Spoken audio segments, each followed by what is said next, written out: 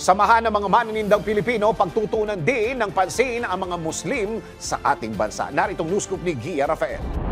Nagpapatuloy at mas lumalakas pa ang pagsulong ng Vendors Party List ng kanilang advokasya sa pamamagitan ng pagbisita sa iba't ibang panig ng bansa.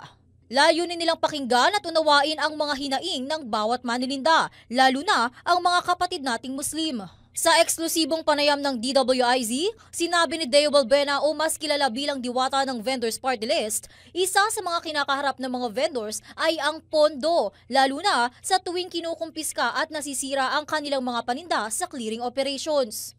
Bilang isang Paris vendors, ang isa sa mga problema na naranasan ko, so ayun yung kiniklearing, tinatapon yung paninda, na lahat naman na yun ay pinaghirapan at yung iba pa nga dyan inutang, diba? Inutang pa na paano makakabayad yung isang nagdegosyo na kagaya ko kung nakuha na nila yung mga paninda, tapos yung inutang nila, paano nila mababayaran? So isa pa yan sa mga problema na dapat solusyonan talaga. Yan ang tinig ni Deo Balbena o mas kilala bilang diwata sa panayam ng Ronda Pilipinas sa DWIZ.